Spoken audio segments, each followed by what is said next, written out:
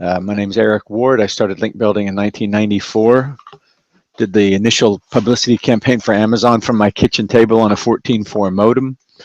Have been working in the link building industry ever since. Have written for and write for Search Engine Land, Search Engine Watch, ClickZ, Marketing Profs. Have spoken at SMX, ClickZ, SES, Marketing Prof conferences, Search Marketing Now, Direct Marketing Association, probably about 150 to 175 different speaking presentations over the years. Again, cut back on that a few years ago. Still do consults, occasional execution and actual outreach for limited clients. Last project I worked on, I guess it was the Sochi Olympic project last winter. Since then, I've been working ongoing with clients that I've worked with for years, as well as doing the consults, seminars, and workshops customized for clients. And basically, I've focused on links since I started, 21 years ago. Looks like we're up to about 5 viewers, so I'm going to give it about, what time is it here? It's about 12 after. I'm going to give it a couple more minutes, and then if we don't have more viewers than we have now, we may just shoot for a reschedule with just 6 people. And we got about 8 questions. Let's see if there's any questions over here in the chat area. No questions over there. So we've got our Q&As there. Now let's take a look over at Twitter and see if anybody's asked any questions over there. Nothing there yet. Starting to feel as though nobody cares anymore. You're hurting my feelings. All right. We might actually crack the 10 viewer mark here shortly.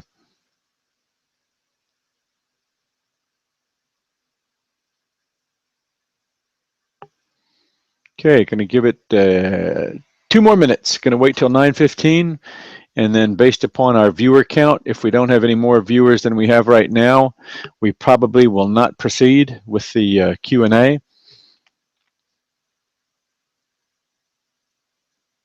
And maybe we'll do better next time, pick a different time during the day, since we're kind of limited to just the East Coast here, or anybody in the UK, since it's still about 6 in the morning over on the left coast.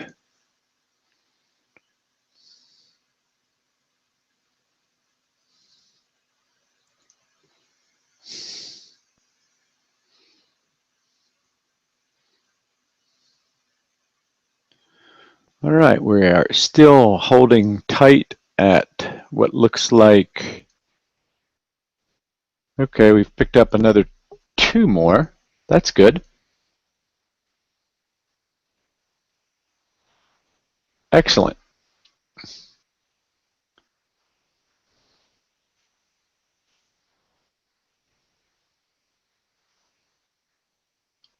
All right, we have a few more people here that have popped in.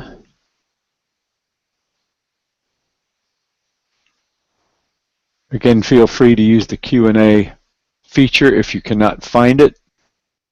In your interface, there should be what looks like a little Q&A box on your screen. If not, and there's no chat box, you can also send a question in via Twitter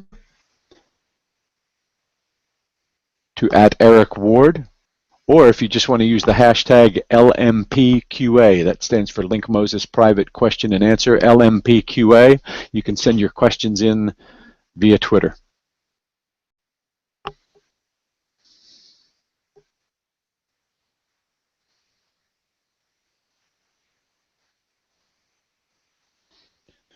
Okay, so we are going to get started here in around 30 seconds.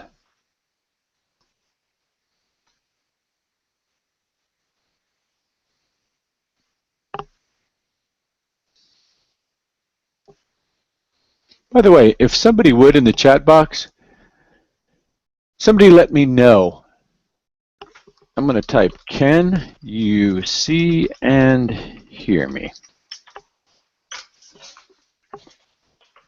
Let me know. I want to make sure that technically everything's working the way it's supposed to. Thanks, David. Appreciate it. My loyal LinkMoses private subscriber.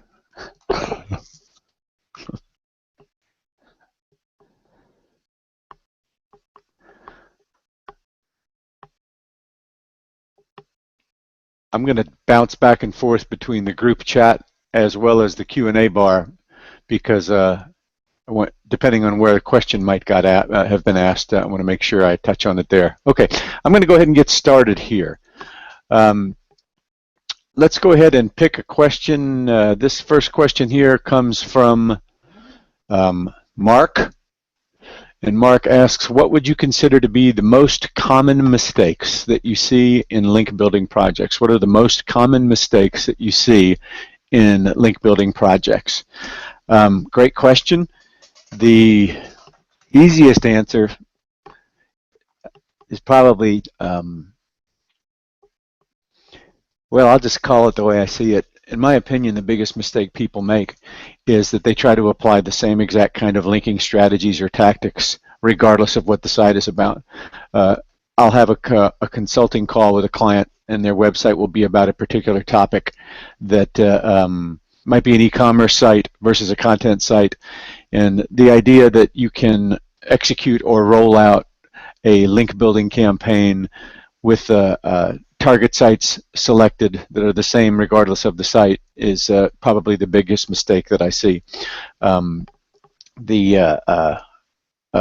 Other classic mistakes that I see are no planning or not enough thought put into the prospecting part of the campaign. In other words, link building, what are you building links for? Are we building links for an entire website? Are we building links for a new piece of content on the website? Are we trying to push content out to another website and build links to that?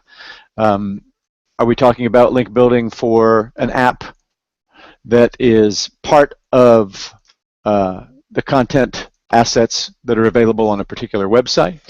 So depending upon what it is that you're trying to promote, publicize, build links for, the strategy that you'll need to implement will need to be dictated based upon not only the subject matter, but the type of linkable asset. And what I see is people enter into the link building, they think it's, okay, we issue a press release, okay, we go try to find a few blogger influencers and pray to God that they'll write about us.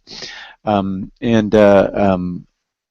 don't really put any significant thought into putting together an actual blueprint or link building or a plan of attack depending upon what the content asset is.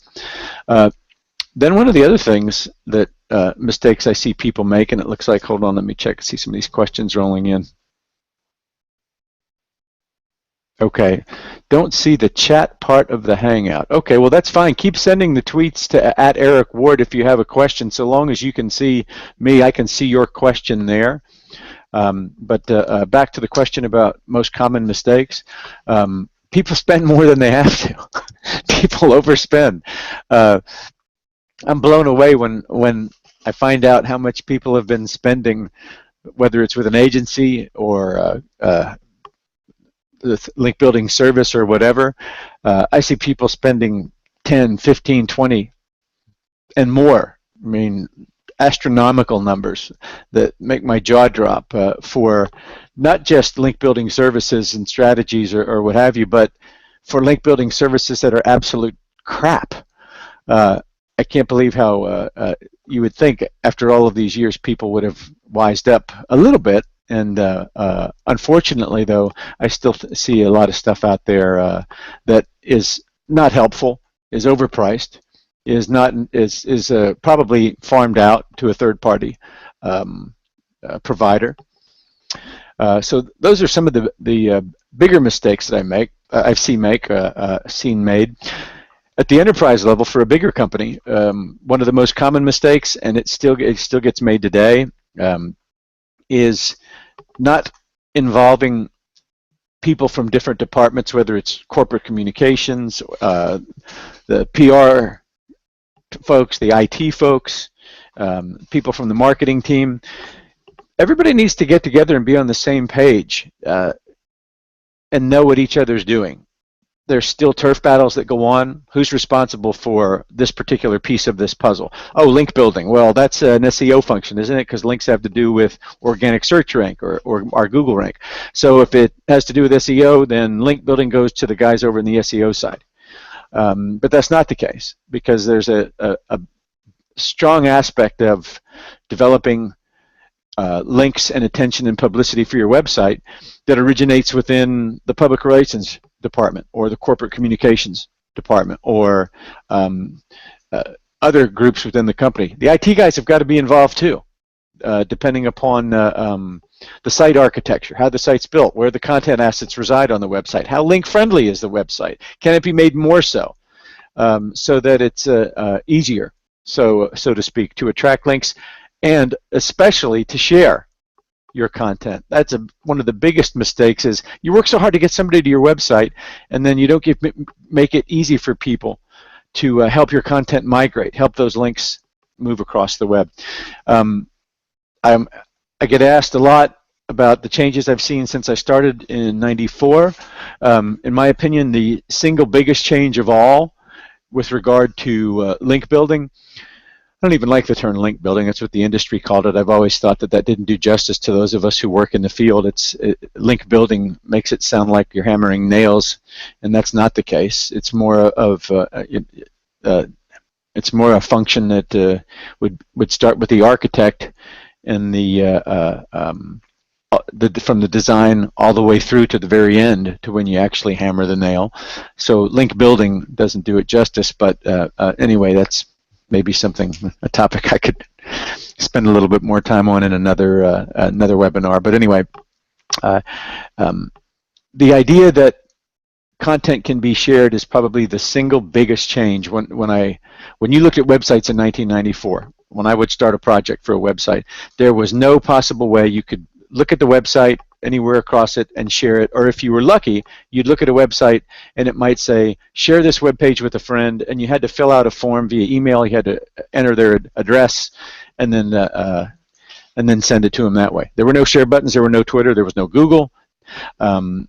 So the biggest change is that nowadays, anybody who is on your content, any person who you somehow manage to attract to your website is, technically speaking, theoretically, and even in reality, is a potential link builder for you. And what I mean by that is the mouse. With a click of a mouse, without even having to go to the keyboard and type anything, in 3 seconds, they can push your URLs to their followers. They can like it on Facebook. They can have it end up in somebody's news stream.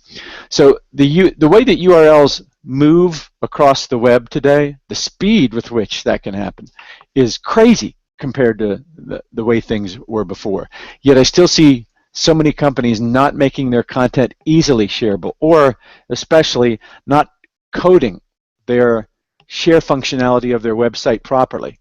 Like, for example, if you've ever clicked on a share this site or tweet this, and the Twitter box comes up and it's poorly formatted, or they've pulled it automatically from the title tag of the content and it's not very descriptive.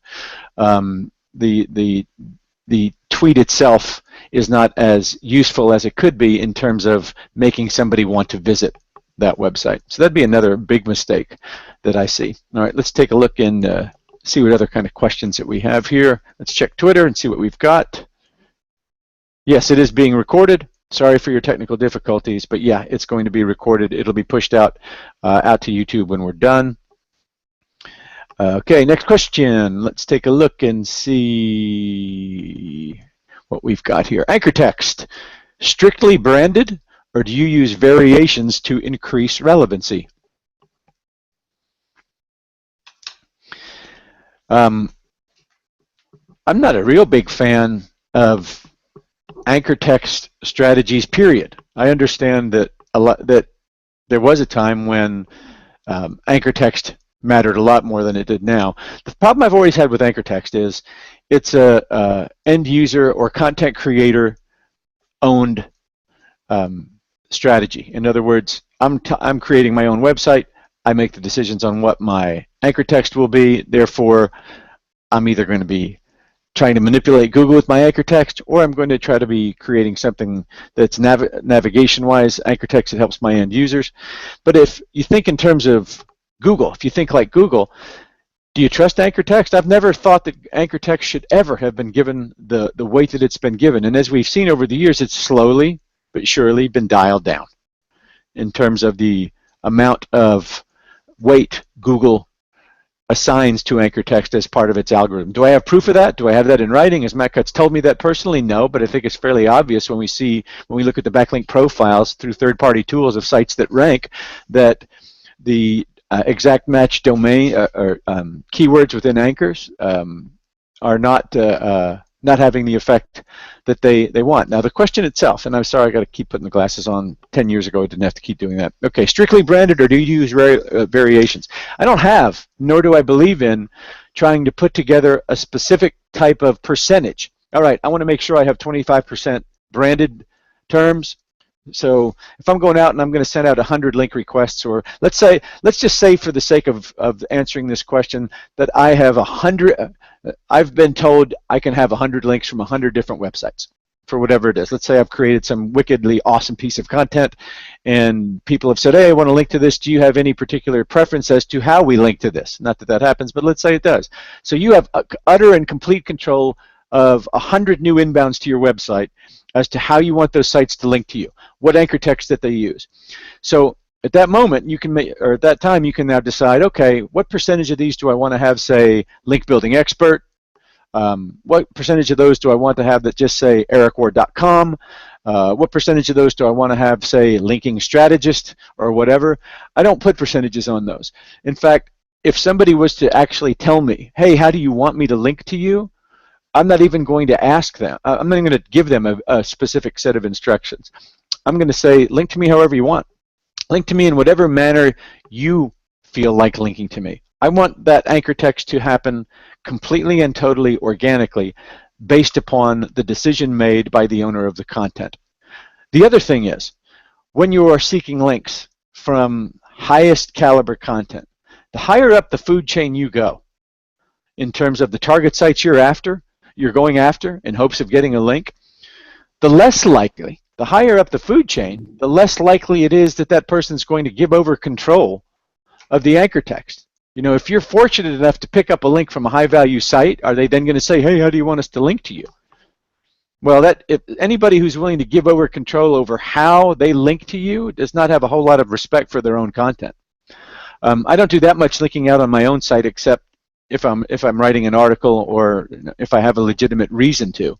I don't link just because I've been asked to. But when I do so, I would never send an email to somebody and say, how do you want me to link to you? Or nor would I link in such a way like, what's the most advantageous way I could link to help this guy? So the other cool thing that's happening here is Google doesn't necessarily need keyword-rich anchors like they used to. Google's getting better at actually understanding the content on pages, looking at the surrounding text. If any of you know who Bill Slosky is, SEO by the Sea, read his site. He helps take the various Google patents that they have and distill them down into something that is understandable. Google can understand, even if your anchor text says click here, which is supposedly the absolute ultimate mistake you can make. That's not the case at all.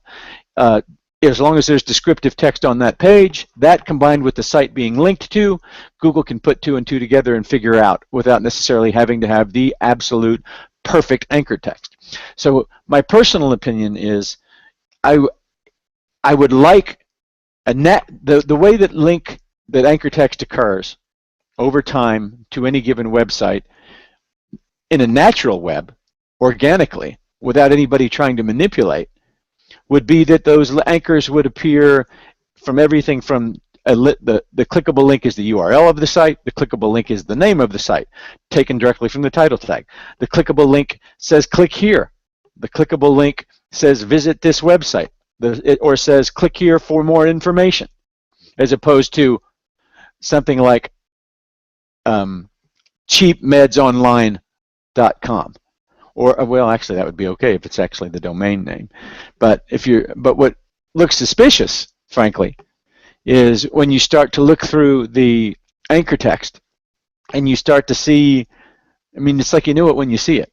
It's like in a natural web, in an organic web, are we really going to start to see percentages start to go from 15 to 20 to 30 to 40% where buy meds cheap is the anchor text? That doesn't happen in a natural web. That's manipulative. I can look at that on a spreadsheet. I can look at the anchor text from Majestic or Ahrefs or Moz, and in less than 30 seconds, I can tell which one's been manipulated and which one's not hasn't been. The other thing that's important to note about anchor text, and I'm sorry, by the way, for the lighting here. We're having absolutely horrible weather, and my office lights are fairly dim. So if I look like I'm sitting in a cave, I kind of am. We're at the foot of the Smoky Mountains in my office above my garage. So and it is dark, but I apologize that it looks. I don't mean for it to look mysterious. Maybe it's perfect for Halloween. But anyway, back to the anchor text question. The other thing about anchor text. What was I going to say? I lost my train of thought. That'll happen. Man, when you're closer to 50 than 40, all of a sudden stuff like that starts to happen. It's a little bit freaky. Okay, what was I talking about on the anchor text? The other thing I was going to note about anchor text. Shoot, well, maybe it'll pop back into my head, and if it does, I'll come back and I'll answer that. But let's move on, take a look and see. Oh my God, we've cracked double figures on viewers. I'm so proud. I've got more than 10 viewers now. Okay, so we've talked about common mistakes in link building projects. We've talked about anchor text. What are the main metrics that you would recommend focusing on when it comes to undertaking a link building project? We're going to talk about that. We'll come back to that one. And we'll take a look at another one right here. What is your opinion on schema markup? Do you think it will be more important than links? If you had a choice, would you take the time to mark up your site with schema? Well, first of all, let's go back and talk a little bit about schema. Schema is a way of being able to identify certain elements or pieces of content on your website. For example, you can go in and add new tags so that you can tell Google certain things about your website, whether it's a product description, whether it's an author name or whatever. And we know that Google is very much supportive of schema. Let me see if I can adjust the brightness on this. That is just so dim. I apologize for that. I don't know if I'm going to be able to brighten it up or not. Boy, has it gotten dark outside. I may just leave it the way it is. I don't know that I can or not. If I can't do it in about 30 seconds, I'm not going to do it. Let's pull it up and see if we can brighten her up a little bit. All right, advanced settings, and let's go to brightness, and that's better. I like that. A little bit better. It's as good as we're going to get it today anyway. Okay, back to schema. Schema. By the way, if you want to learn more about this, and go to schema.org. Specific to the question, it's, in my opinion, today, I have no plans whatsoever to mark up my site's informational. Yeah, I could still probably benefit a little bit from marking up some of my content, but I have no plans to implement schema right now, and until I see evidence in rankings of my clients or my own site that it's hurting me, until I see rankings start to drop and I can't ascribe it to any other aspect of the linking profiles of competitors or my own, until I believe that schema itself is the reason behind it, I'm not going to worry about it. Now, that said, for e-commerce sites, for sites that are selling products, I think it probably is worth spending some time going to schema.org and learning about schema, and as well as a number of different other, I think they're called not micro data or micro formats or whatever. But my personal opinion is that links still will trump that markup. In other words, the credibility of the sites linking to you can overcome the fact that you have not chosen to take on or implement schema markup on your content. And it's a big decision. It's not an easy thing to do. You know, it's kind of similar in some ways to the question, which is also in our list here, about HTTPS going to a secure server and its effect. Now, if you've got a really nice link profile and you're ranking really well, should you be worried if you are not on a secure server? I mean, my site's a good example of that. I'm not going to pay the fee to go to a secure server, but I've also got a website that's now 19 years old with 100% natural, organically created backlink profile. So for my particular situation, the only transactions I conduct on my website are PayPal. In other words, somebody clicks on my site and the transaction itself goes to PayPal. I don't actually capture information on my website. There's nothing about my website where someone would need to be fearful of me getting information that I was going to try to sell to somebody. There's nothing that I would capture on my website, no information that would make me feel as though I need to move to a secure server.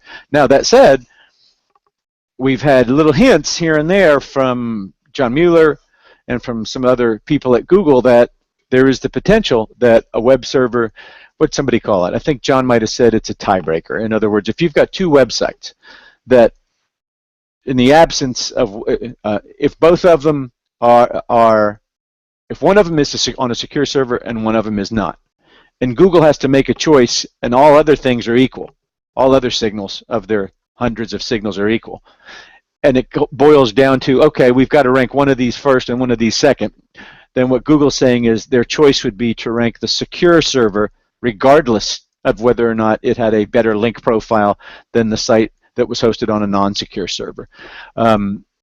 I don't know that I agree with that, but it doesn't matter what I think. I mean, ultimately, it doesn't matter if I agree with Google or not. Google still gets to make the rules, and if you are after organic traffic from Google, then you've got to make decisions about whether or not you want to do those things. My personal opinion is taking on the cost of migrating to a secure server is probably, for an informational site, not something that you need to worry about yet. Same with schema. Now, flash forward 5 years, I have a feeling that my website will not only have some sort of microdata format, it's probably schema, I will probably have migrated to a secure server. So, but I'm not going to worry about it right now. Let's take a look, next question, and see what we've got. Anything on Twitter? Any questions there?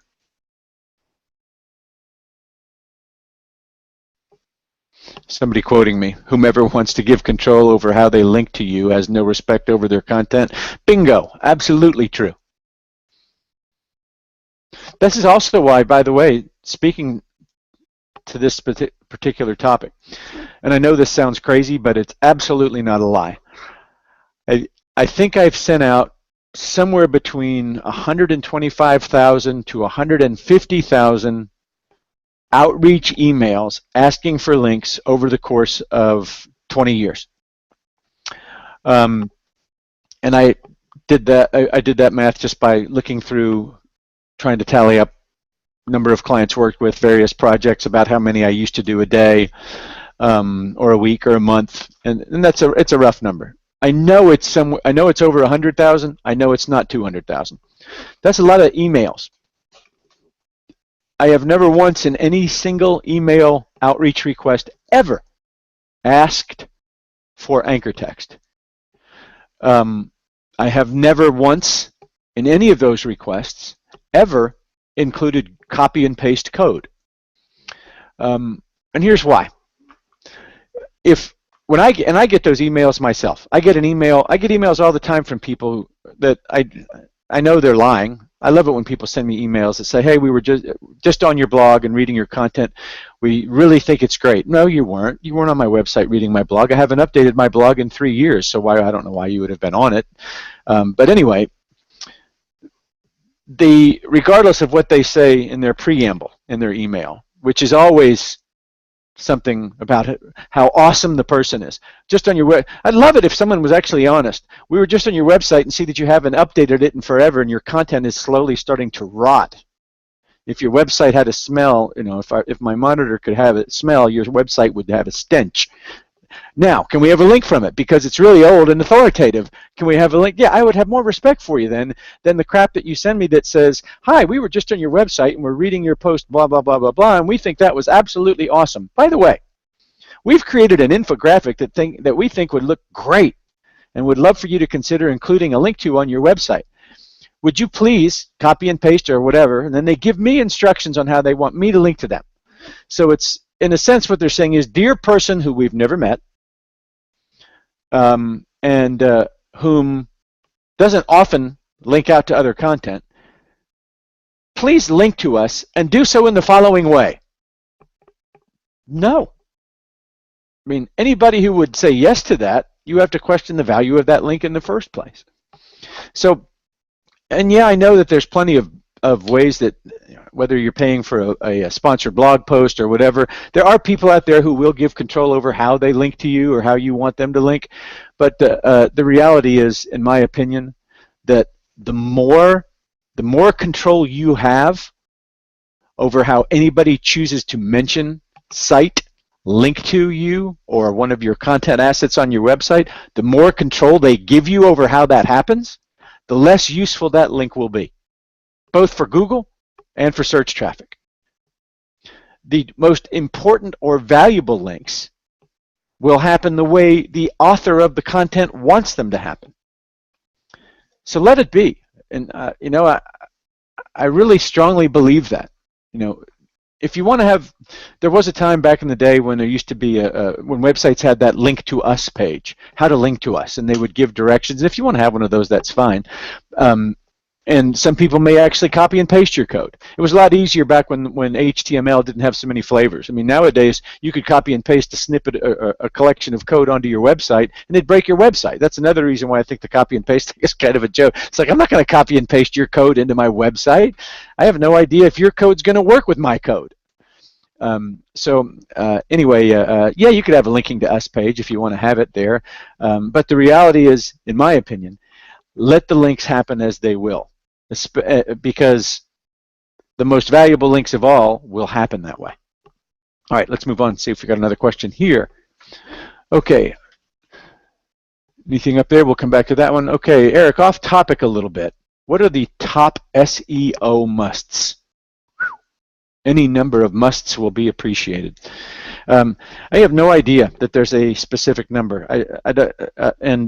I would rather say that, even though I've been doing this 2 decades, I'd rather sit here and tell you, well, we'll talk more about it, but to me, there would be nothing that would make me seem more like a fraud than to sit here and look at you and lean into the camera and say there are 27 absolute SEO musts, and if you are not using all 27 of these, then you have no chance of success. I call bullshit the moment I see somebody acting. I mean, people call me an expert, and I accept that. I'll take that. I'll use that in my bio, but I'm only doing that for one reason. I got 3 kids to feed. If to whatever degree you want to believe I'm an expert, that's fine. But I'm not. Who's an expert at anything? I've just been doing it longer. So I happen to know a little bit more than a few other people, and they might know more than me about other things. So as far as absolute SEO musts, there are hundreds and there are none. I see websites every day that break every so-called SEO rule in the book. Crappy title tag, forgot a description tag. I know the description tag doesn't help in your organic rankings, but it can influence how Google renders your result. The description that they choose, the quote snippet, or whatever you want to call it. So I see sites every day that break SEO rules yet still rank well. At the same time, I see absolute perfectly optimized websites. Well, I shouldn't say perfectly, because that would then mean that I know what a perfectly optimized website is, and that's a moving target. For who? For Google's algorithm that nobody actually knows exactly how it works. There cannot actually be a perfectly SEO optimized website. You want to tweet a quote? There is no such thing as a perfectly optimized website anywhere. Anybody who tells you that there is has just lied, because they probably want money from you, and they tell you that they can do that for you. No, they can't, because they don't know what that. I don't even know that Google's engineers, all of those PhDs they have at the Googleplex, I don't even know if they understand how their algorithm works, to be honest. But to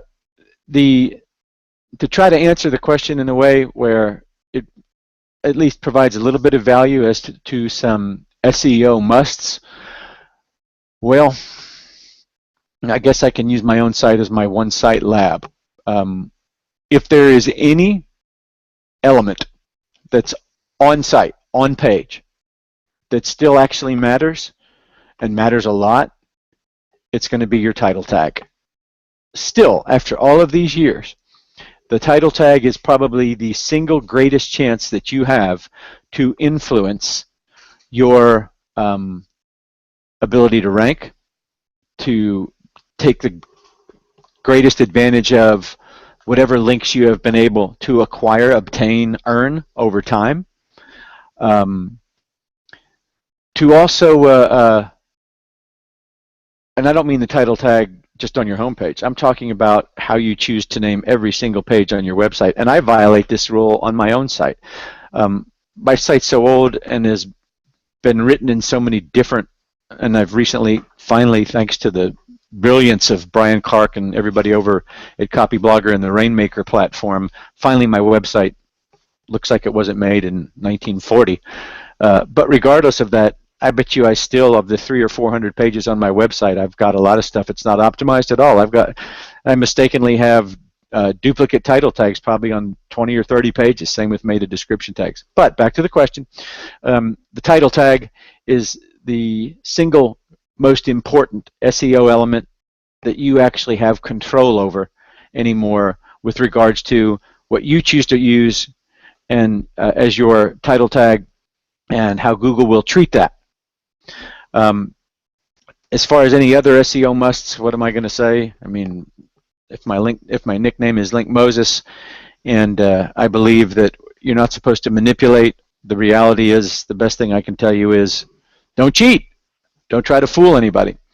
But as far as SEO musts, people will say you absolutely must use your alt tags properly on your images for SEO purposes.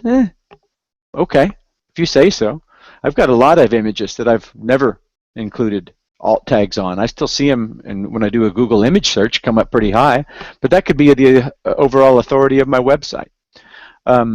So anyway, there are endless. You could spend a month trying to perfectly optimize your website and it have absolutely no effect on your rankings whatsoever. At the same time, you could have a website that has not been optimized well at all, but because of the verticality or the quality of the content, it's still going to rank highly. Man, do a search on something. I'd screen share and do a search, but I'm afraid technically it won't work. I mean, if I could do a search probably right now on a long tail nicheified term, and the sites that are ranking 1, 2, 3, 4, and 5 are likely to be some of the most poorly optimized websites you have ever seen in your life. You know, in fact, let's do one. Let me do a screen share real quick here. Hello. Where'd you go, screen share? Screen share, and let's pick one.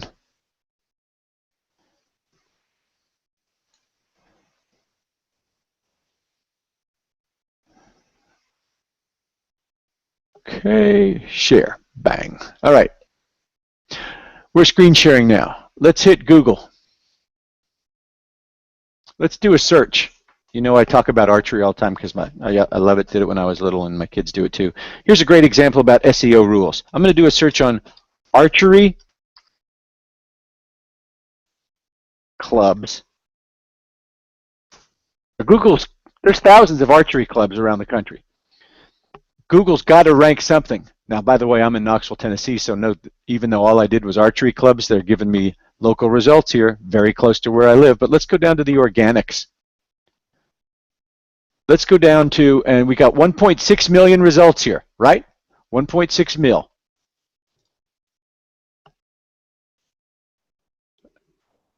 The very first result I'm given is the Olympic Arrow Archery Club in Knoxville. Good job, Google. You knew where I was. You felt that my generic search on archery clubs would be best answered by a club that was close to me. I get that. That's fine. Now, does that mean, though, by the way, look at that. That's outranking at position 3 the United States Olympic Committee Archery Club. Kind of ironic there because the USOC is actually a client of mine. But regardless, let's go back to this first one here. The Olympic Arrow Archery Club of Knoxville, Tennessee. My hunch is you are about to see a website that it looks like it was probably created in 1994 for GeoCities, or 96, or whenever GeoCities started. But anyway, when we look at this, I'm not exactly seeing a website that looks like it was created and managed by somebody that has a whole heck of a lot of SEO expertise. In fact, there's not a whole lot for Google to chew on, period, here. We actually have some, I mean, we've got, I don't think these are done for SEO purposes, to be honest. I think these are done for navigation purposes. Is this site, which ranks #1 for the search phrase archery clubs, implementing every one of any so-called SEO list of must-haves? Nope, absolutely not. Because I can darn sure guarantee you that this site right here from the U.S. Olympic Committee is optimized to the, probably to the greatest extent it can be. Now, my side of the, any work that I've done with teamusa.org has nothing to do with SEO. I'm on the content publicity side, but I can guarantee you that their websites are optimized. To be honest, I'm not even wild about that. Whoever's done the optimization there, find a club, Team USA, find a club. I don't know that I like that title tag at all, to be honest. But back to the point here. So now we're looking at other sites. Let's see, the Olympic. One more. There's that same site again, and they're showing me that because I'm in Knoxville. But I don't think any of these sites, the Smoky Mountain Archers, okay, so they're probably 50 miles from here. Here's another website, looks like it was made in 1997. They're even using a MySpace counter? Seriously? Free counter code? They've got a widget on their website, and they're at position 3 or 4 out of 1.6 million? I mean, there's the proof right there, in my opinion. I mean, they probably have nobody working on SEO whatsoever on this website. So there's Google basically saying, pardon my language, screw SEO. Where's this guy located that did this search? Let's find his IP address. Okay, looks like he's somewhere around Knoxville. He did a generic search on the phrase archery clubs. I didn't say archery clubs Knoxville. I just said archery clubs. Out of 1.6 million results, they're giving me multiple results that are in no way, shape, or form optimized at all for SEO purposes. Okay, I'll shut up on that one. I just wanted to at least show you one example there. That does not, again, looks like I apologize again for the quality of the lighting. I wish it was a little bit better. I'm not trying to say that SEO practitioners are not important. I'm not trying to say you shouldn't optimize your site at all.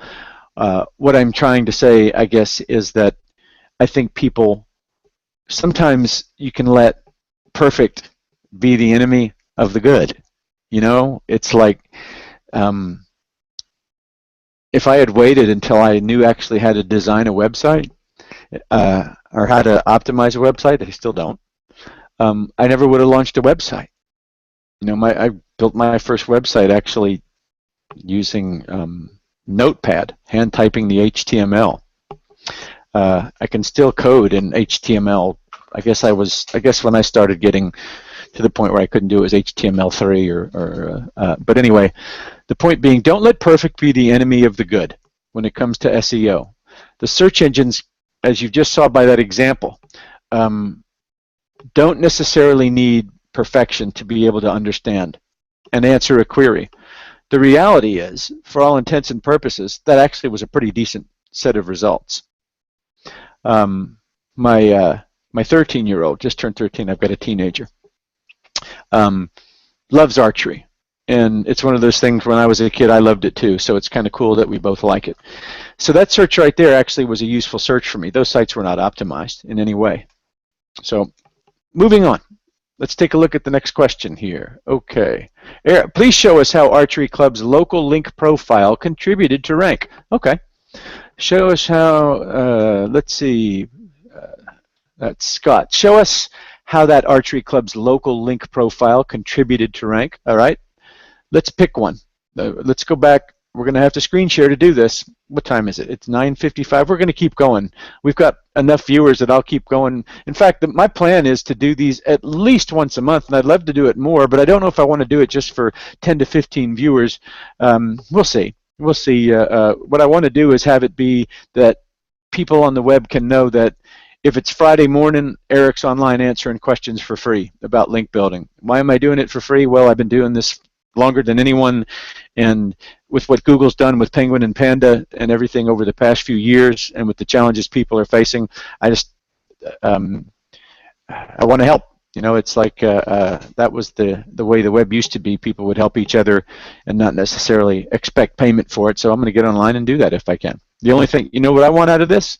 If you feel like I know, I have a clue, and it all helpful to you, subscribe to my newsletter. It's $8. You know, that's all I want. So I'm not asking for much on that one. I just want to see if there's a way to help you. Now, let's screen share again and figure and take a look at that. Hello, screen share, bang. Okay, screen share archery club, then share. Now you're looking at that again. The question that the person asked was, please show us why this site ranked that high. What made Google have enough faith in that website to rank it that high? Well, here's what I'm going to do. I'm going to take the URL right there. I'm going to hop over to, and I'm not in right, or the service that I necessarily believe to be the best in terms of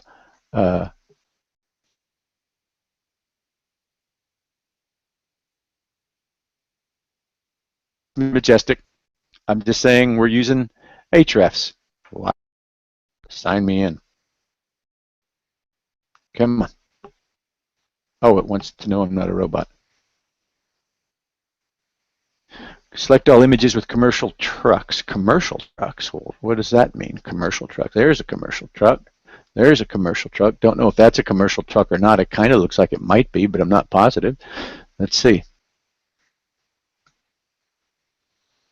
Okay, back to the link profile. Remember what we're looking at here. We're looking for the link profile. The search was archery clubs.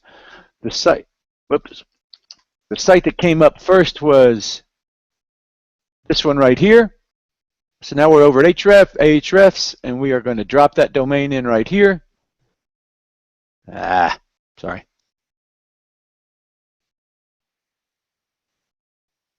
And now we're going to look and see at least at what Ahrefs can show us in terms of its backlink profile to see if we can determine why Google felt confident enough to show us that site at position 1 out of 1.6 million. What was it about its backlink profile, its local backlink profile? And the Site Explorer here is taking a little time to work. Let's give it a few more seconds. Here we go. All right, look at this. Man, and I'm not saying that this is accurate, but the site right here, let me go back to the search results. You guys got to make sure that you see what you're looking at here. The #1 organic result for the generic search archery clubs out of 1.6 million, the #1 organic result, according to Ahrefs, has 6 links. 6. Yet that was enough for Google to feel confident enough to put it at position 1 out of 1.6 million? That's crazy. Well, let's take a look at their links. All 6 of them.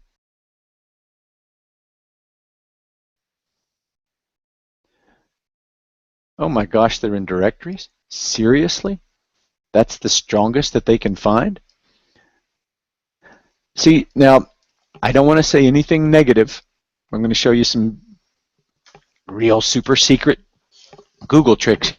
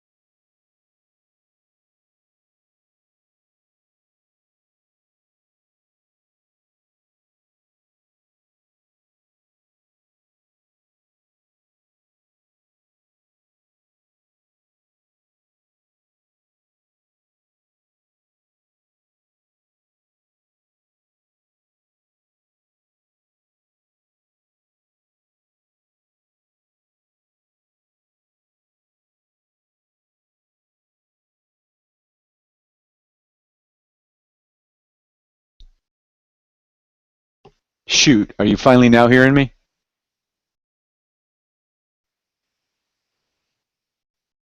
Does that mean that you didn't hear squat for the last 5 minutes?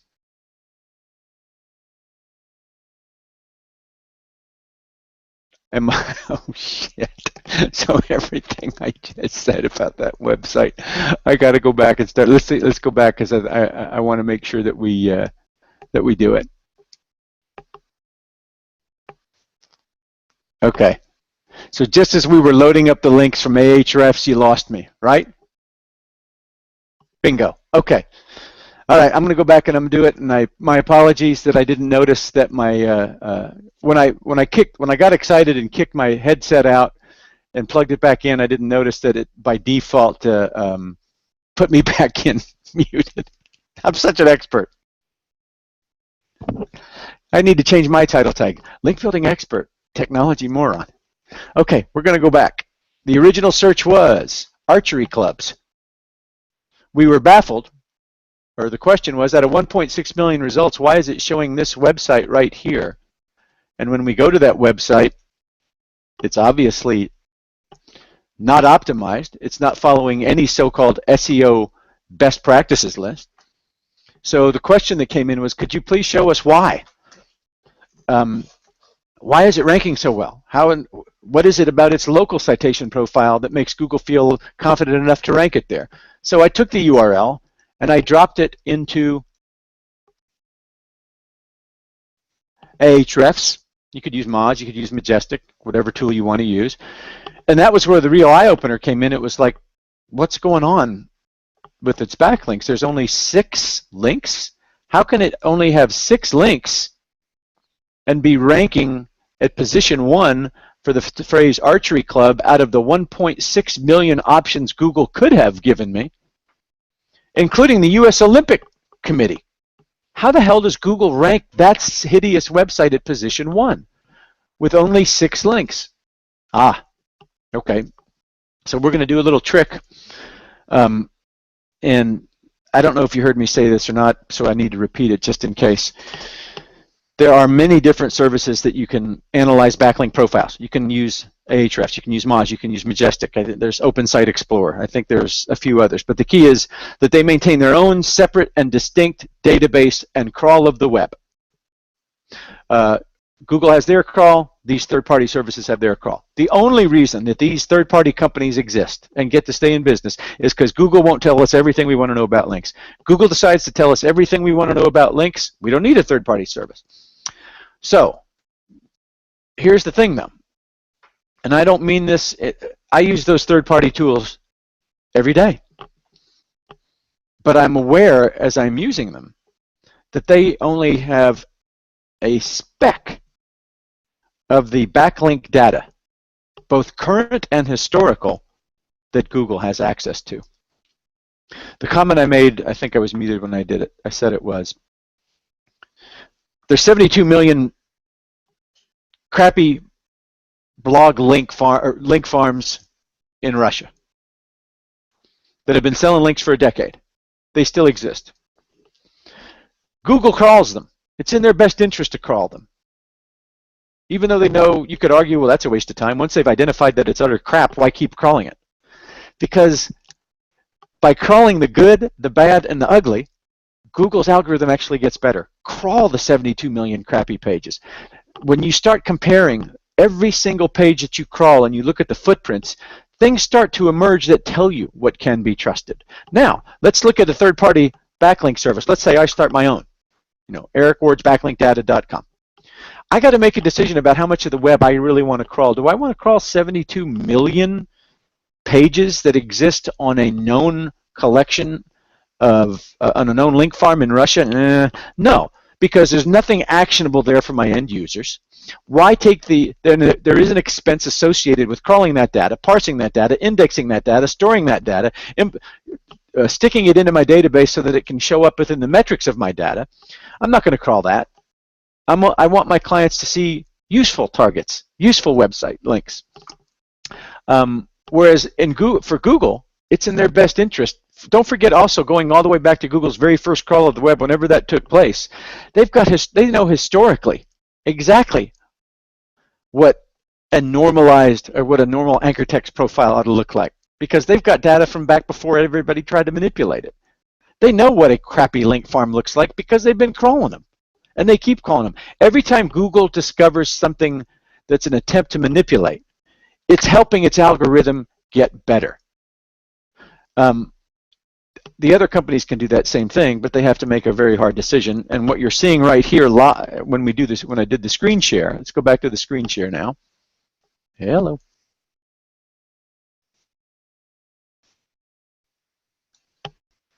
Okay, so now we're looking at the backlink data for, remember the search, just to refresh, archery clubs, 1.6 million results. Site at position 1 is this site which we know doesn't, I guarantee you they don't SEO.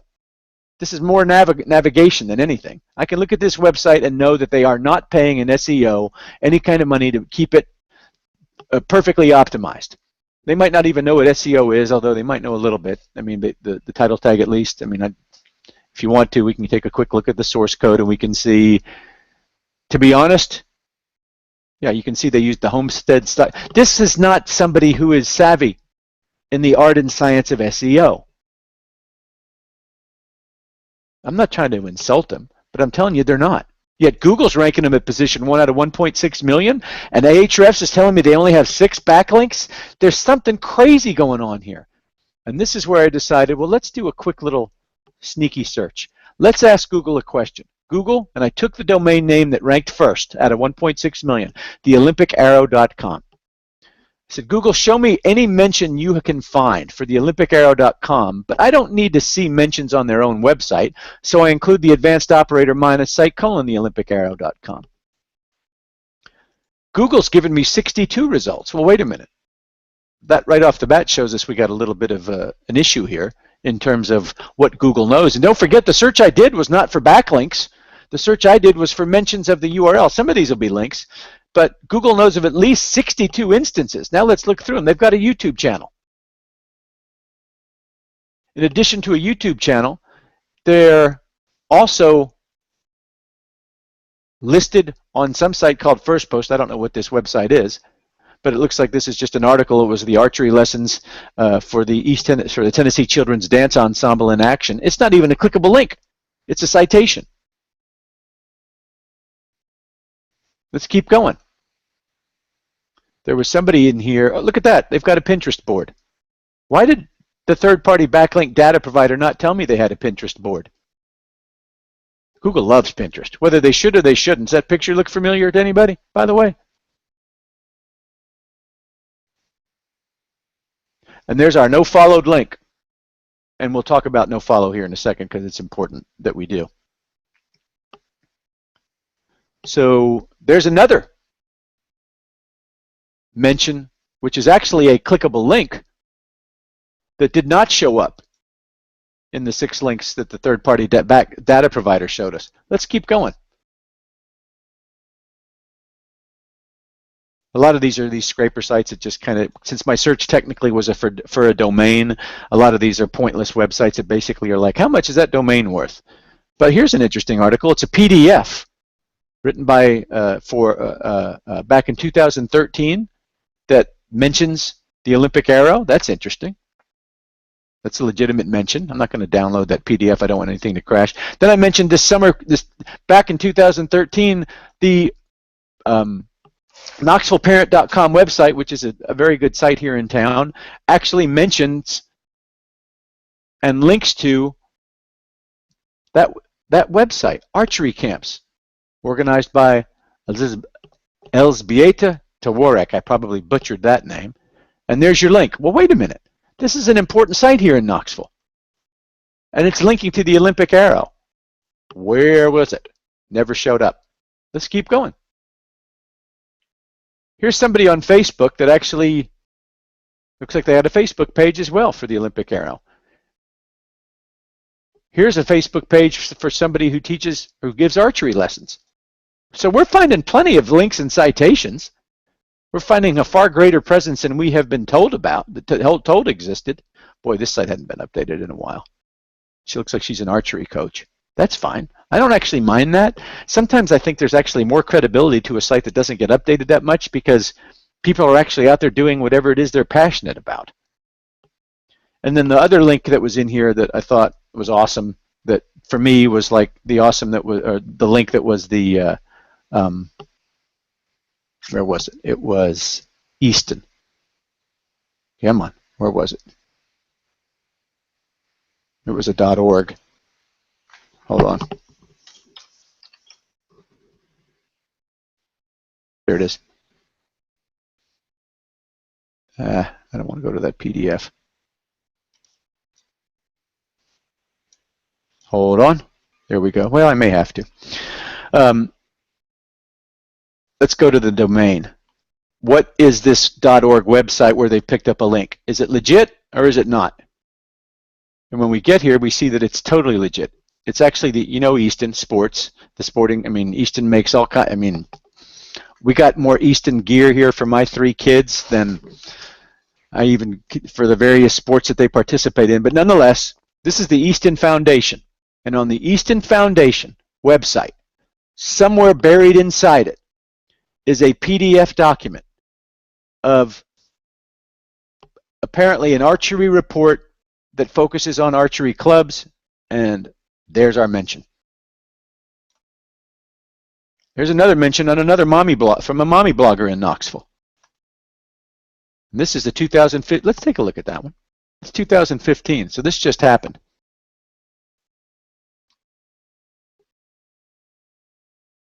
"2015 Summer Camp Guide." Again, the red dots mean no follow, and we'll talk more about no follow in a second because it's one of those that you need to understand a little bit more about. Hold on. Archery. Where's our link? Okay, the Olympic Arrow Archery Camps. Bang, theolympicarrow.com. There's a link right there from one of the top mommy blogs in all of Knoxville.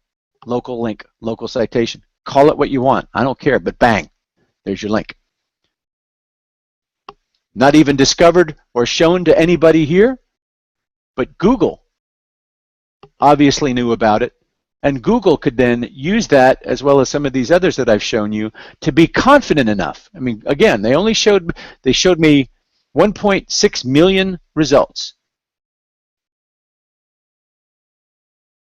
but it only showed me 62 results when I do a search on the domain name. These aren't, and there's more than that, because these aren't searching, I'm not searching for links. Unfortunately, Google deprecated the link operator a long time ago, although sometimes you can find some pretty cool stuff. No, not going to work at all. So this particular search right here shows me that Google's got plenty to go on. And this is why, in answer to the original question that was asked whenever it was, an hour ago, when you're looking for some sort of set of SEO rules, there are none. Hold on. Let me stop sharing.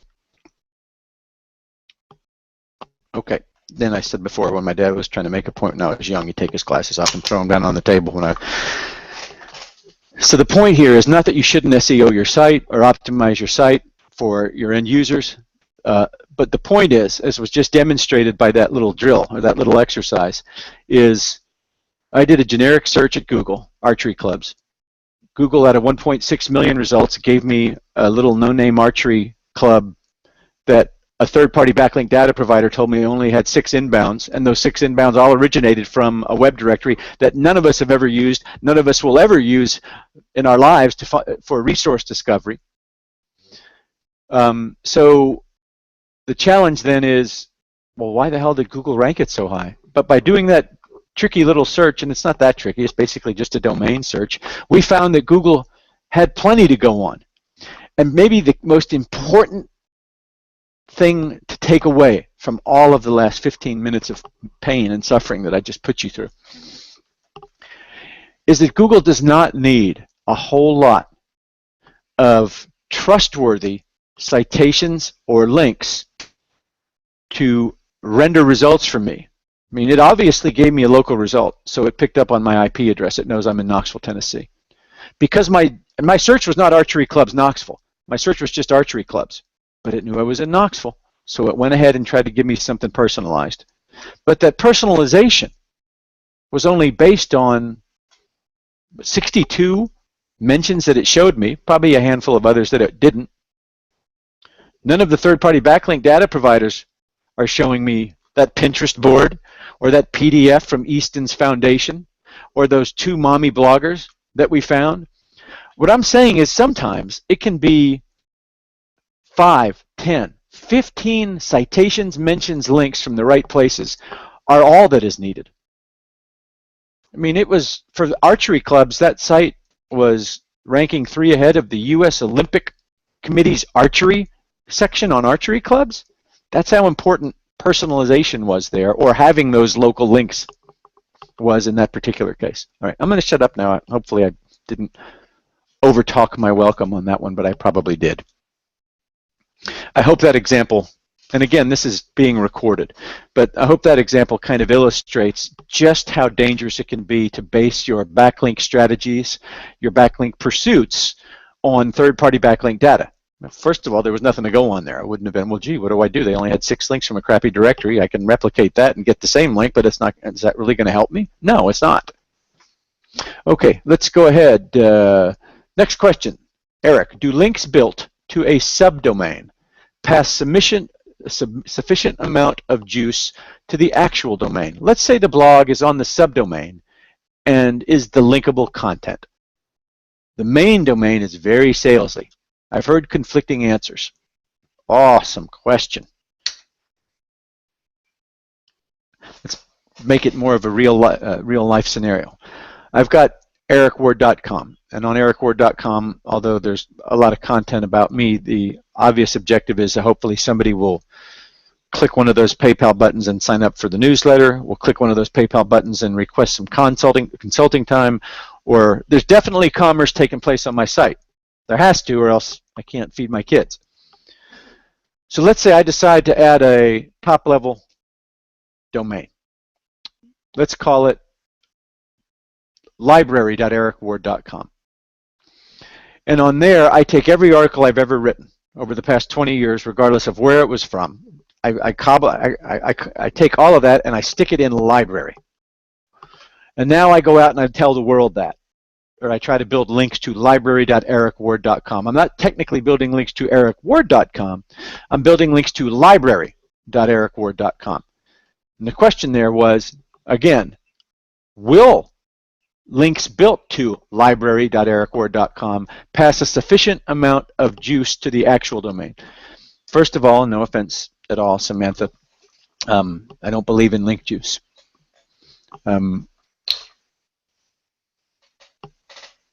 It's what ends up happening is when you give links or citations or domains a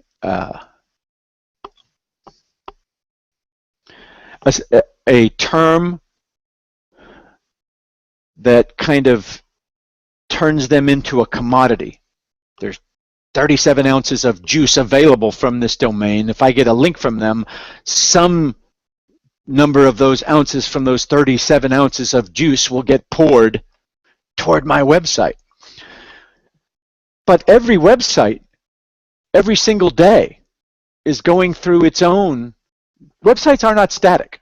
The links pointing at my website today will be different tomorrow. Some websites will go out of business that have been linking to me for a long time. Somebody will write a new post and call me names or say something or mention one of my links. So there is no website with 37 ounces of juice or 37 ounces of whatever you want to call it to be able to pass along. There is potentially, let's, for the sake of argument, say that there is a degree of power, whatever that amount is, that a website has that varies from day to day. Tomorrow that website could get far more powerful because it might end up with links for some reason from CNN or some other highly authoritative website. So there is X amount of power to be distributed, if you want to say that. If I choose to create a top-level domain, library.ericward.com, and I ask for a link to that as opposed to ericward.com/library or whatever, is that something that Google will recognize and still reward.ericward.com. Even though the link is not technically pointing to ericward.com, the link is pointing to library.ericward.com. This is my opinion, and I'm sure there'll be plenty of people out there that disagree with me, and that's fine. My opinion is that while there was a time when I would have said, oh my gosh, you do not want to create a top-level domain. Eric, don't make library.ericward.com. You have got to make ericward.com/library and make sure all of the links go there, because then it's all going to help the mothership of ericward.com, the domain. In my opinion, we've reached that point where the engines are smart enough to be able to recognize that if I build 50 new links to library.ericward.com versus had I built those 50 links to ericward.com/library, the effect on my organic ranking from one to the other is negligible. In fact, I don't personally believe there will be any difference. In other words, let's say for the sake of argument that after that I create ericward.com/library and I get 27 new links to that, and my rankings for people doing a search on link building articles or linking strategy articles, my position goes from position 20 to position 4. I make it all the way to the first page because of those 27 new links I earned to /directory. But now let's say instead that I had created library.ericward.com, and those 27 links I earned were to library.ericward.com. Am I still going to go from position 22 to position 4? Since the links technically don't point to ericward.com, they're pointing to library.ericward.com. In my opinion, yes, you are. Your ranking is going to go to exactly the same. You will receive exactly as much improvement as you would have had you gone with the subdirectory approach. Aha, caveats, potential scenarios where that might not be the case. See, it's easy for me to say that. Again, 20-year-old website, potent inbound link profile earned organically, tens of thousands of links. So in terms of Google ever having to make a decision as to what it will or won't trust about my website, it's a lot easier for Google. But now let's say that over the years I had tried a bunch of different scammy or gray hat or whatever you want to call them, whatever. Not necessarily totally legit or whatever. Let's say I had top-level domains and I tried to see video.ericward.com. Let me see if I can rank for link building videos. And I went out and I did a bunch of crappy link building, or I did some submissions, or I hired whatever. In other words, there is an aspect to my backlink profile which Google has now seen where it may not be quite as confident that it trusts ericward.com. In that scenario, I may be better off putting it in a subdirectory versus in a top-level domain if there is historical evidence that this is a domain that is engaged in activities, or especially if it's ever received a notification in Google Webmaster or Console, or ever had any kind of penalty. Another thing probably that we need to discuss there is sites that have been penalized for bad linking behavior, whether we agree or not that there is such a thing as bad linking behavior, whether we agree or not that Google has a right to do these things or not, the harsh reality is it's the world that these are the cards that we've been dealt, and we're either going to play them or we're going to walk away from the table.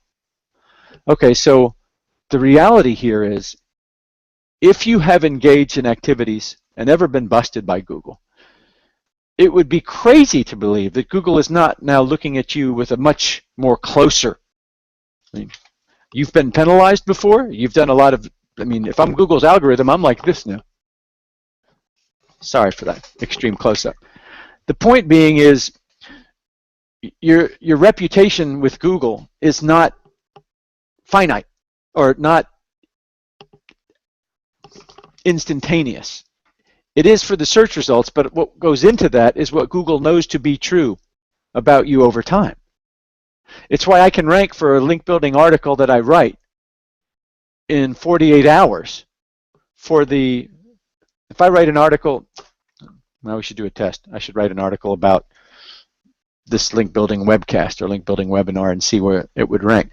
Google knows I have earned Google's respect based upon my linking behavior over time, whereas if you are a website that has not, because you've engaged in activities and been busted for it, or regardless, if Google is not so sure it trusts you, and you might not even know that, it doesn't have to tell you anything in Webmaster Console, then that approach might, again, case-by-case basis, I might have a client ask me top-level domain or subdirectory, and I might say subdirectory, man, based on what you told me about your history. Subdirectory is the way to go.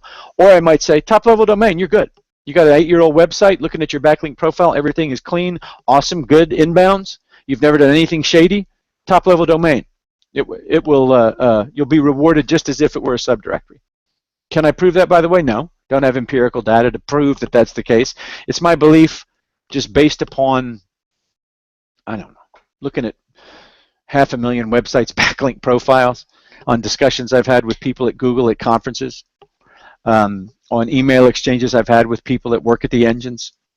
But ultimately, can I give you empirical data that absolutely guarantees that's the case? No, but to me, one of the things that I do all the time is I pretend I have my own search engine. If I worked at Google, what would be the kinds of things I want to let influence my results? Top-level domain, subdirectory. Do I want to let that influence my results? Not necessarily. I don't want to penalize a webmaster for making a content organization decision that they want a top-level domain, subdomain, or a top-level domain. But looking at them historically over time, man, they've bought links. They've done they've participated in a bunch of link schemes. It looks like they're in a blog network. They're in every possible crappy web directory I could ever see. I'm not so sure I'm going to treat that website with the same type of equality. Again, if I run my own search engine, this is something I want to have a choice over what I'm going to value and what I'm not going to value. Okay, what time is it? It's 10:38. I know a lot of you are going to have to drop off, and that's fine, but I'm going to keep going. Let's see what we've got here. Okay. Nothing there. Let's look up here and see what other questions that we have on the Q&A. Load them up. Sorry.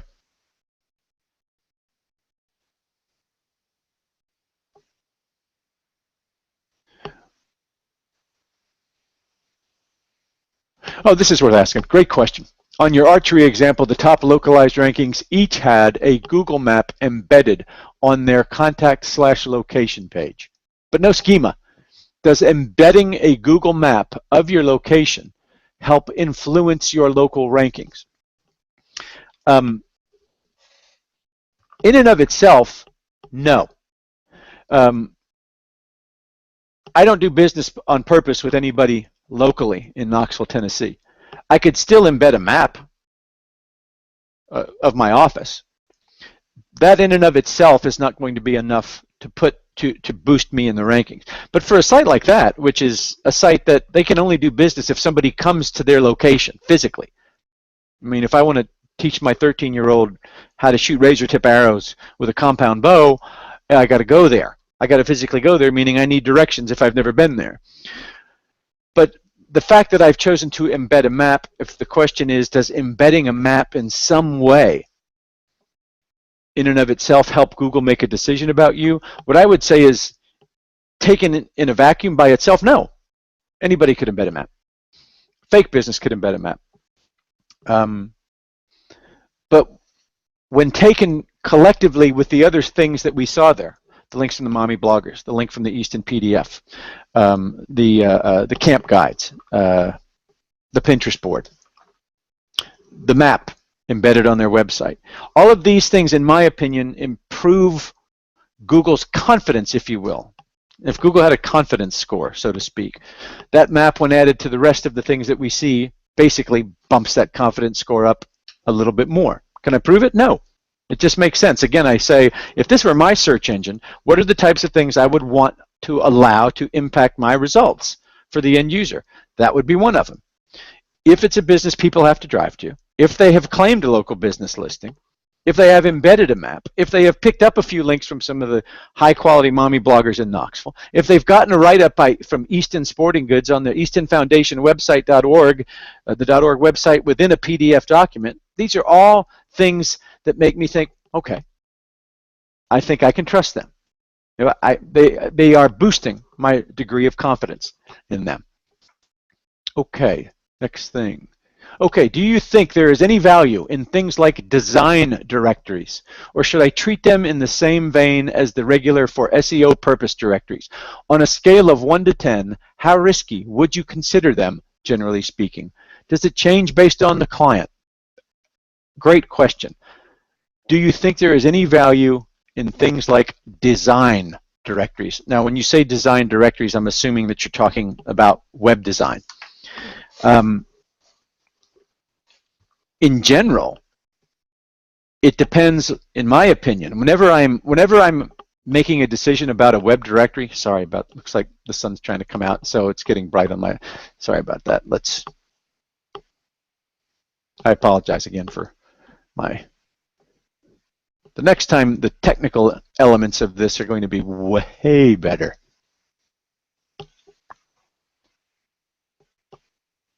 Let's drop that down so that I don't look so scary. That's a little dark. Cool. Okay. Let's talk design directories. Whenever I'm looking and evaluating directories, and I mean, people say, oh, directories are useless. Directories don't serve any purpose anymore. Why do you waste your time with directories? They're wrong. It depends upon it depends on why that directory was created, why it exists, what its motivation was in the first place. If I take you to a site, I'm not going to say the name of it, I don't want to get sued, but you can do a list out there, or search and find a list of roughly 300 web directories that anybody can submit to. It's useless. It's pointless. It's been pointless for probably 10 years. The only people using it are people that have sold gold, silver, or bronze link building packages and have to have something to report to the client at the end of the month. So that it's like, here's your report. Here, we submitted you. Here's directories. All these, you have links now on these directories. You didn't used to have, now you do. This one's called Linkorama. This one's Linkalicious, Linkopedia, Link to My Lou. Absolutely worthless piece of crap directory. Never going to help you directory. Give us your money anyway directory. You got all these links. So there's all of these directories that exist that are still out there today and still will happily take your $19.95 for their quote expedited review. They're junk. They were junk before. I've never submitted to them in my life for any client. I never would have, because you can look at them, and the question I ask is, does anybody ever use these? When's the last time any of you used Webopedia to find anything? Now, let me show you an example of something that is a completely different type of directory. And it's going to take me a minute to pull it up, but we're going to do it. Whoa! Screen share. Back to this site. There's a very famous magazine in the design world called Communication Arts. It existed before the web existed.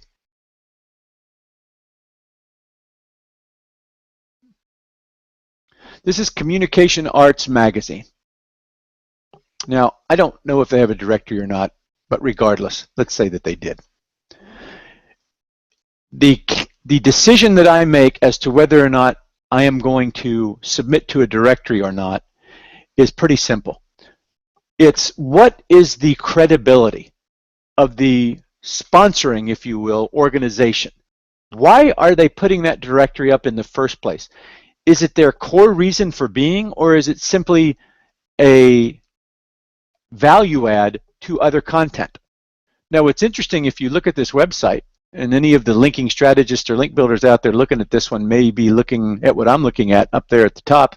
You see a little thing that says submit work. Well, what's that about? Let me size that up so you can see it. That's interesting. There's other things we should be looking at right now. I hope you're looking at this. This is one of the most famous magazines in the world for people who earn their living in visual communication. In other words, this predates the web. Communication Arts was around long before there was ever an internet or a web. So you can submit work here, your design work. It gives you your explanation about what those should be. But did you guys notice the other thing? They have a site of the day. We're looking for outstanding examples of websites to showcase each business day. Submit your favorites using this online form. Are you kidding me? I could potentially be featured in Communication Arts Magazine's online companion site? No, that's not a directory. But the point is still made there, which is the answer to your question, unfortunately, do directories matter, is it depends. It depends on who it is that's hosting or creating the directory, why they created it. There is no master list of directories that you can submit to or that anybody can submit to that will help every website. It does not exist. If somebody created it, you're being fooled. You have to do the legwork or the finger work, the research to identify, depending upon the client. There will be directories. There will be buyer's guides. There will be supplier lists. I did a project, what is it, October, 3 months ago for a company in the fire safety, so fire safety equipment. There were tons of buyer's guides, fire equipment buyer's guides, industry guides that are technically directories. But they're hosted by, whether it's a magazine that's devoted to the fire safety industry, a magazine for people who work, for employees, a trade magazine, whether it's a trade show, a big trade show that also has a vendor directory or a vendor's buyer's guide. These are a completely different caliber, a completely different style and level of credibility than Linkopedia, Linkalicious, Linkorama. So anyway, as far as design directories go, there are so many. I mean, there are so many web design directories that what I would say is that in general, what you have to look at is who is the sponsoring organization and why are they doing this? I mean, a lot of people will create a, quote, web design directory just to get people to fill out that form so that they can then shoot them an email and try to pitch them on some kind of, they have something they're trying to sell. That does not mean all directories are worthless. That does not mean all directories are worthy. What it means is you have to basically make some sort of qualitative decisions anytime you're looking at a web directory for whatever the client is. Likewise with my archery example. I know we're running out of time here, but I could probably find 5 or 10, 15 archery directories. I bet you a lot of those archery clubs have even got little mini directories, useful archery links, you know, an archer's guide to the web. I care about the author. How passionate are they about the subject? Would they be doing this had there never been a Google? That's another one of my classic litmus test questions. Would you be interested in obtaining or earning or getting that link if there were no such thing as Google? The answer has to be yes. Otherwise, the only reason you, because if the answer is no, if when I ask you the question, would you want that link if there was no Google, and you say no, well, that means that you're only pursuing that link for rank. If you don't want a link unless it helps you organically at Google, then in my opinion, your linking strategy is completely ass backwards. It's the other. What you want is a link that can help you regardless of whether or not you get organic value from it at Google. Click traffic, awareness in front of the exact audience that is going to care about what it is that you create or what your website's about. The answer to that question needs to be, I want that link anyway. That's an awesome link because that's the exact audience that I need to be getting in front of. And the great ironic residue of this approach is that when you stop worrying about whether or not Google will credit you for those links and pursue links more based upon the subject matter of your website and the credibility of the hosting site, not rank, the less you worry about that and the more you worry about people and passions, the more likely you are to end up as a residual effect as getting the exact kind of links that Google wanted to see in the first place. The more you ignore Google in terms of your linking pursuits, and the more you think about subject matter and people, the more likely you are to end up appealing to Google. I know it sounds crazy, but and I don't have time to explain when I learned this. I learned this in 1999. It was one of those great epiphany, eureka moments with a client. C. Ray Boats was the client. And maybe next week when I do another one of these, I'll explain how I came to realize that by ignoring completely what Google may or may not want, you end up creating what Google wants. Okay, let's see. Are you aware of any turnkey solutions that I can just outsource link building for clients entirely for a price? Boy, that's a hard question to answer. I don't believe there's such a thing as turnkey, because if there to be, there are some companies out there that are doing a hellacious job, that doing a better job than I ever dreamed they would. John and Zach Ball at Page One Power have done about as good a job as I would have imagined anybody could do at actually scaling this as an agency that focuses purely on link building. But here's the challenge of it. One day you get a client, and what's their what's their website about? They're a microbrewery. They're a regional microbrewery. They make a specialty beer that's only sold in the Southeast. Tomorrow you get another client. They're a local orthodontist. They just have clients in Knoxville. The next day a client comes in, and it's a huge law firm with 70 lawyers. The next day a client comes in, and it's a nonprofit association that's devoted to pediatric hearing loss. Something I can definitely relate to with my kids. So that's 4 completely different examples of websites. I'm trying to remember what each one. So we got a hearing loss website, we got an orthodontist, we got a massive law firm, and then we got whatever the first example, the microbrewery. For an agency to have a turnkey solution that would be able to accomplish or help you with your link building for all 4 of those websites would mean that they have to have staff that is enough of an expert in every one of those verticals to be able to prospect, identify, and conduct outreach in the right way to be able to be successful for every one of those websites. Our microbrewery, our big law firm, our nonprofit, and our orthodontist.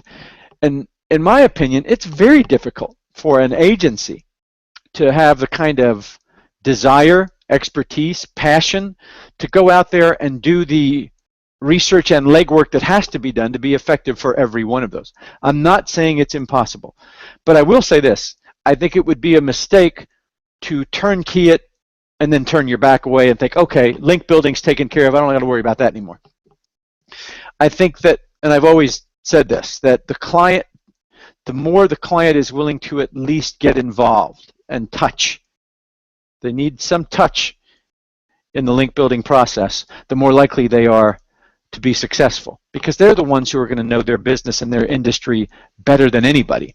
Not some link builder who's just got a bunch of projects stacked up on their desk. I got to build 5 links for the brewery, 5 links from the attorney, 5 links for the nonprofit, 5 links for them. Oh, I forgot about the orthodontist. Oh crap, I'm supposed to have 5 links built for that archery site by Friday. Now what do I do?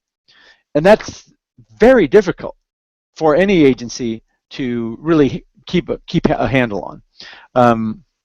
I'd love to tell you that there's a better answer than that, that is the most honest answer I can give you.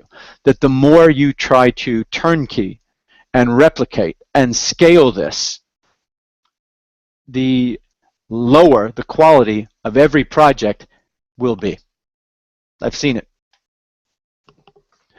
Looks like I may have time for another question here.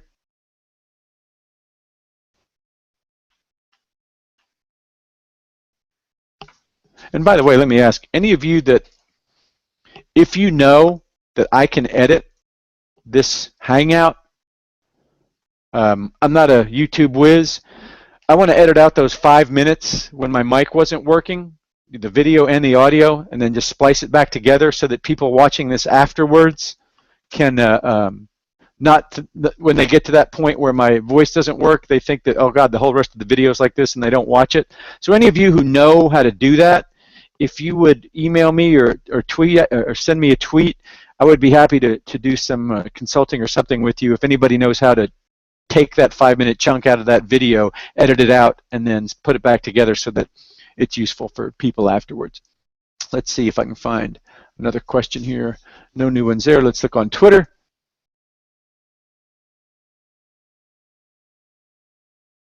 Oh, there's an awesome question.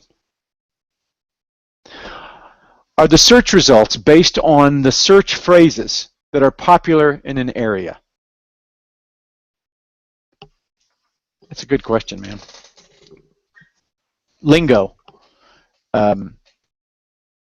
Use of certain terms are more popular in certain areas than others.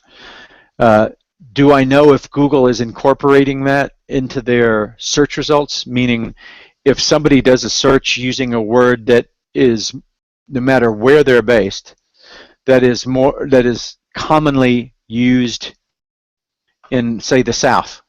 You know, I'm in Tennessee, so I'm not originally from here, but there's a whole Southern language or terminology that I still don't completely understand. Are the engines smart enough to alter their results based upon the search terms? I guess what I would say is I think that since ultimately the sites that Google is bringing back are going to be based upon Google's signals, that the search term itself is going to have some sort of matching.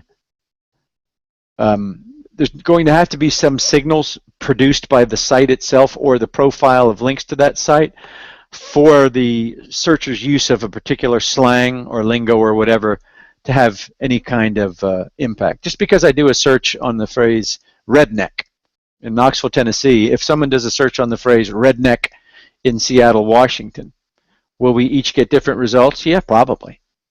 But I don't know that Google, I don't know that it's going to be based upon, well, man, that's a good question.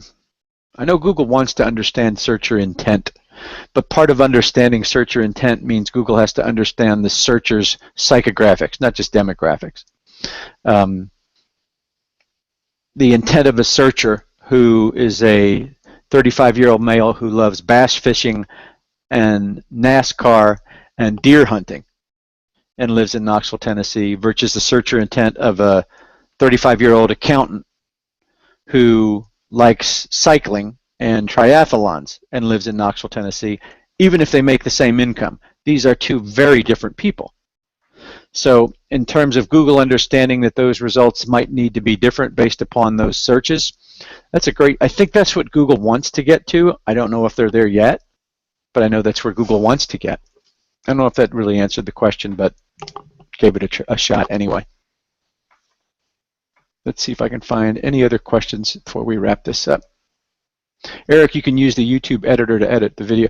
Yeah, I knew that they had that. I just didn't know if it was possible to do that on one of these Hangouts where Google's doing the actual recording themselves.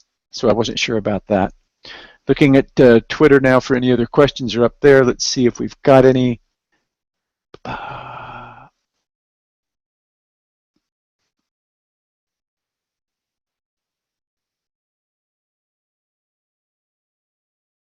Nothing there. Okay, it looks like we might have gotten through.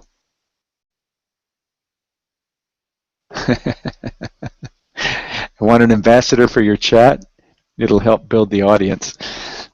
That's not a bad idea. I'm a little surprised. I thought I would get more. I think this is what happens when you go off the speaking circuit for a few years. I mean, I've been doing this for 20 years, but I've kind of vanished from the public eye. All right, let's see. Okay, question. Oh man, what a great question to end on. Do massive brands need link building services, considering they are already well known and people talk about them anyway? First, we have to agree on what we're talking about when we talk about massive brands. Let me just pick one out of thin air. Nike. Does Nike, now when you talk about link building, we now have to qualify that a little bit further. Does Nike need to build any links to Nike.com, the mothership site? In my opinion, at this point in Nike.com's history on the web, no. I don't think there needs to be a link building campaign to get Nike.com to bump up from 16 million inbounds to 16,500,000. Now, when Nike chooses to launch a new website because they let you personalize your shoes, and I know that they have this because my kid personalizes his baseball cleats and it costs a fortune. Nike ID, which is at a completely separate website. Excuse me. Does Nike need to build links for those? Yeah. I don't know if build links is the right terminology. Do a publicity campaign, which will, one of the impacts or effects will be that they will attract links to this new domain. Yeah, they could use all of their own already existing Nike.com properties. They probably, who knows, they probably have 25 different websites. They could point all of them to the new website and just try to basically self-rank it. But to answer your question, the massive brand websites, homepages themselves, in my opinion, no. The larger the brand and the longer it's been on the web, in my opinion, the most valuable kinds of links those kind of sites can earn are links to interior content or links to what you might call satellite websites or separate entity websites that serve a specific cause or purpose for them, or temporary purpose. Like if Nike decided to launch a website for the Super Bowl, you know, Super Bowl whatever, Nike.com. Then you generate publicity and try to build some links there. But do we need any more links to a site like that? Does Microsoft.com need any more links to its homepage? In my opinion, no. When they launch the next version of the tablet, do they launch it at Microsoft.com/product/tablet/surface/that, or do they launch a brand new domain called DoThingsDifferently.com as a standalone website for a new product? Yeah, now you got to build links. Now you got to generate publicity. But I don't know that I've ever encountered a client. If the client has been on the web for more than a few years, and I study their backlink profile, and I see that they have got a truly powerful collection of inbound pointing to their homepage, my advice to them, if they don't have other properties they're planning on launch, sometimes I'll recommend that they actually launch a separate satellite site to accomplish a specific objective. But more often than not, what I recommend is if they have new content inside their website, if they've launched a new feature inside their website, that's what they need to get links to now, internals. I mean, they've done all of the, I'm not going to say all, but they've basically accomplished the lion's share of what they're going to accomplish at the homepage level. From that point forward, I would rather see a site pick up additional inbounds. Why? From an organic standpoint, if I'm running my own search engine, and I can't speak for Google because I don't know, but this just makes sense for me. If I'm running my own search engine,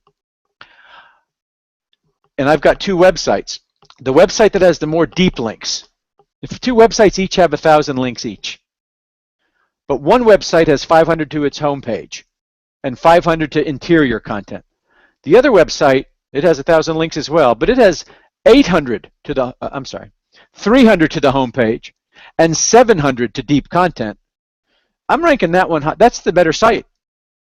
Algorithmically speaking, it's shown the ability to attract inbounds beyond the homepage to a greater degree than this other site. That doesn't happen by accident. My own site would be an example. I could care less if I ever get one more link to ericward.com. What I want is links to interior content that I create. I want to continue to show algorithmically that my website matters. And another new link to my homepage that already has tens of thousands is not as helpful as 15 new links to a new article or a column that I might post or a new section that I might create. So anyway, I hope that kind of answered that question there. And I got to wrap this up because I actually may be a little bit late for a client consult. So thank you so much for taking time out of your day to come to this. I'll edit the version of it that's going to go up on YouTube. Sorry for the lighting and everything that happened. The skies are actually trying to clear here, so I looked a little washed out. But I'm going to try to do more of these. It's very tough for me to travel now in our particular family situation and other challenges we have, but I can definitely get online.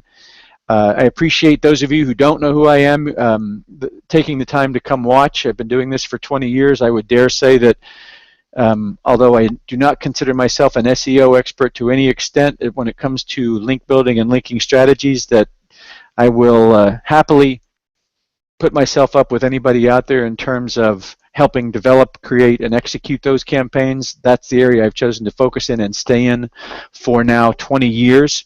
I don't know a thing about pay-per-click, so I can't answer that. There's other experts in those areas. I do still work with clients. Primarily, my income is derived from the newsletter, LinkMoses Private. You can find that at my website, ericward.com. The other lion's share of my revenue comes from consulting, both one-offs, individuals. I also create workshops for people about specific topics that they're having trouble with. And those workshops are delivered just like this is. They're 90-minute workshops. We work on the content, the material, and the syllabus, if you will, together. I'm still here, still working, so I hope you found this hangout to be of value, and we'll do some more. Maybe the next time we'll get, looks like that we topped out somewhere around 15 or so viewers, and I think the first time I ever did one of these many years ago, I think we had 200, so that tells me right there I need to crank it back up again in terms of trying to be a little bit more self-promoting. Thanks again for all your time, and look for it up on YouTube, and I will try to edit out the great 7 minutes of silence that were in the middle of it. Thanks again, everybody, for coming, and until next time, it's Eric Ward, aka LinkMoses. Bye.